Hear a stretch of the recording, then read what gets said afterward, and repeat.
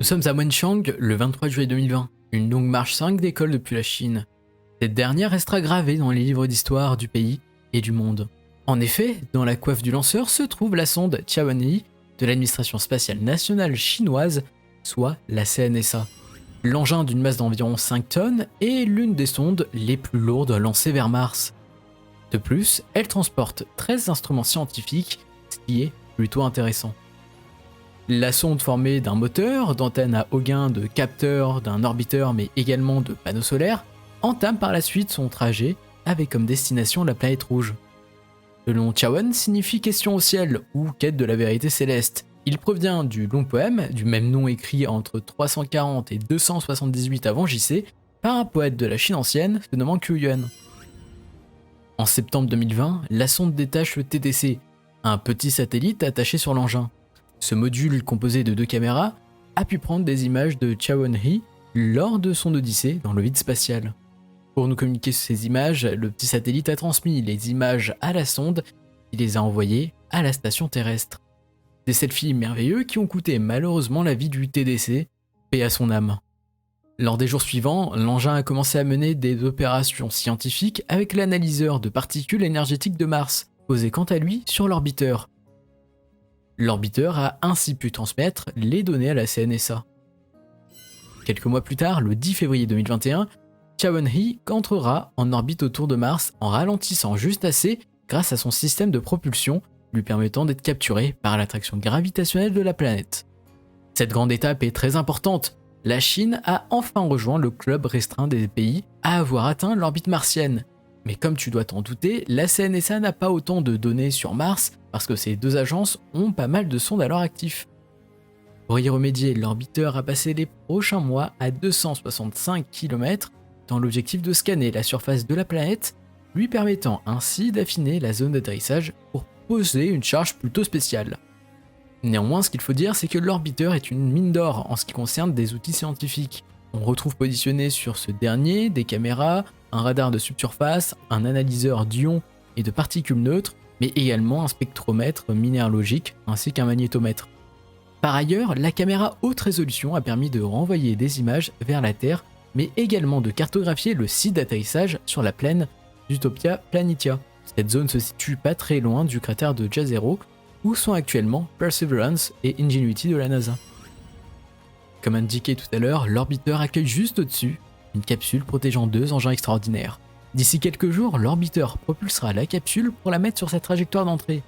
Quelques heures plus tard, la capsule entrera dans l'atmosphère de Mars et en dessous de cette dernière, on retrouve un bouclier thermique qui va résister bien sûr à la phase d'entrée pour protéger le contenu de la capsule.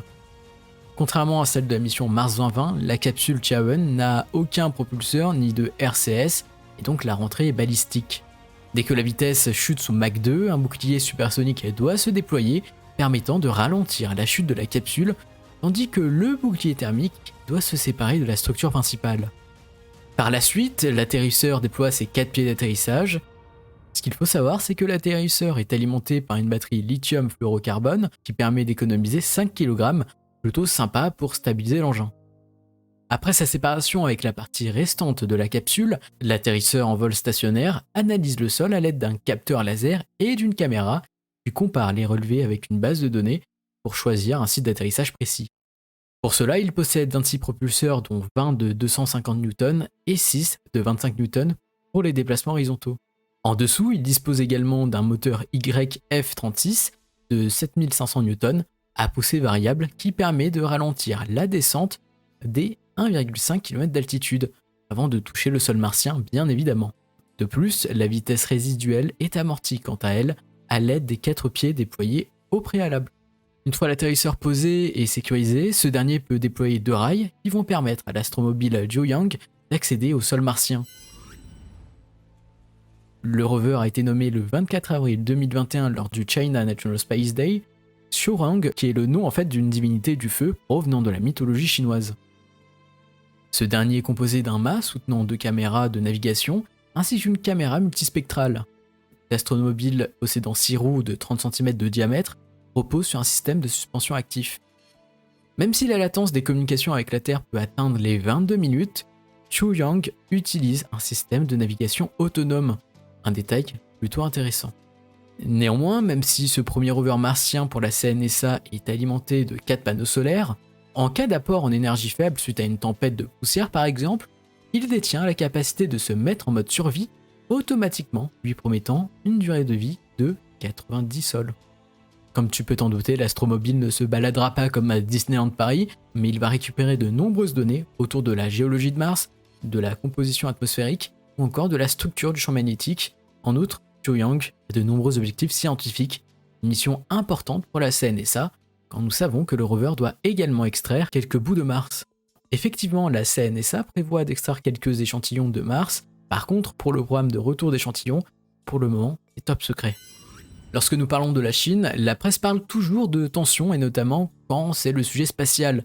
On retourne toujours à cette atmosphère de guerre froide. Mais je ne sais pas si tu le sais, mais la mission Tianwen est une belle collaboration internationale. D'abord, la CONAE, soit l'agence spatiale argentine, a permis à la Chine de suivre Tianwen via une station au sol présente à Las Laras, en Argentine. Nous avons également la présence de la France et plus précisément de l'Institut de recherche en astrophysique et en planétologie de Toulouse, soit l'IRAP, qui a fourni une cible d'étalonnage pour l'instrument LIBS du rover. Mais nous retrouvons également nos voisins autrichiens qui ont contribué au développement d'un magnétomètre installé sur l'orbiteur. Il faut se dire que ces collaborations sont plutôt importantes pour l'Europe et l'ESA surtout. Par exemple, pour le programme lunaire, la Chine et la Russie prévoient d'envoyer des instruments européens, en plus de leurs instruments à eux, à la surface de la Lune.